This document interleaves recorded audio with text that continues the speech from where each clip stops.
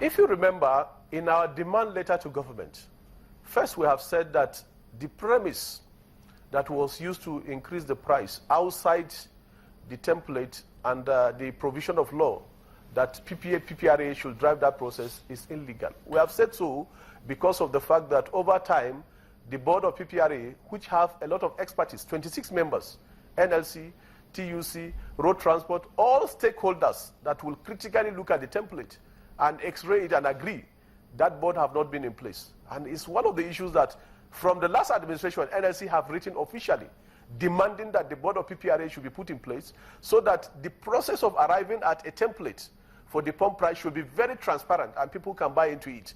I think that is one of the problems. And therefore, I quite agree with you that the process of arriving at the template of 145 also is something that we are going to interrogate and also look at the details. If there are elements there that we think can be eliminated, if it is so done, it will be in the interest of all of us. But I think that this template particularly is to address the issue of interest of very few, especially the marketers. I think that was the position of our National Executive Council, and that was what actually necessitated us to remain consistent and also go on the action we did. It's really strange that you're talking, this is coming from you talking about refineries, having fixed refineries, having people come into the fray and see how they can help with this. I still have been asking members of Labour, and you're the president, during the administration of President Obasanjo, he saw what you're talking about now, and people wondered why it was the same Labour that kicked against some of the privatization and efforts to open that sector at that time. Well, our argument is that they want to sell these refineries as scraps. Government have a reason to drive the process of making sure that we are not exploited. And if you remember, at the dwindling of the end of the administration of Obasanjo, before the coming of Yar'Adua, those refineries were actually sold at a giveaway price. And the argument that was advanced is that those refineries are scrap. Let me make the point very clear, that those refineries, by the standards in the industry, they are virtually very new. What is the problem is that the turnaround maintenance have not actually been done in accordance with let down procedures. And two is also to the effect that the refineries have been allowed to go fallow without actually being utilized to their maximum capacity. So the essence of saying that they are scrapped just for the purpose of selling them, I don't think that is what we agree. What NLC rose to defend is to the effect that the process was faulty, and also that is not the only option. We have in many other countries of the world, especially let me give you an example of what happened to the power sector in Ethiopia, where citizens and public were actually allowed to actually own those very important infrastructures. And it's being run effectively, not putting our entire resources in the hands of few, and thereby allowing a process of manipulation and also exploitation. Because the tendency of individual businesses is the fact that profit will actually drive their process, and therefore there will be exploitation. So what we are saying is that, yes, those refineries can actually be put into use, and it's obvious that it can be put into use. And we must look at processes that can also make the process very transparent. And I said clearly that at that time, we signed a written agreement with government to allow 4-year moratorium.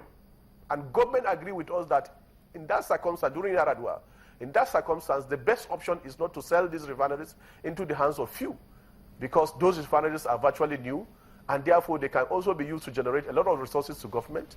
Not only that, I think they can also serve as means of providing a lot of employment opportunities to Nigerians. All right. And the fact also that the price that are being sold at that time, I think they are undervalued. So those are some of the arguments that was advanced, and government during Yar'Adua agreed that government can reactivate those refineries. Government can also drive those refineries to work effectively, and therefore they requested for a 4-year moratorium period, and that if investors want to come in and also invest and build their own refineries, they will be able to work side by side with those government-owned refineries. And therefore, we agree on that, and it was signed into agreement. And that was the period that about 6 licenses was actually issued to investors that were ready to come in and build refineries. But I think because of the overemphasis on the issue of importation, those licenses that were given were never allowed to be used. Could you tell us before you go, we are virtually at the same point. How do you plan to bring all the other members together to form a stronger body? Well, I think I need to emphasize on the fact that as NLC, we have tried tremendously using our internal mechanism to try to see our colleagues, see reason. Because NLC has 44 affiliates.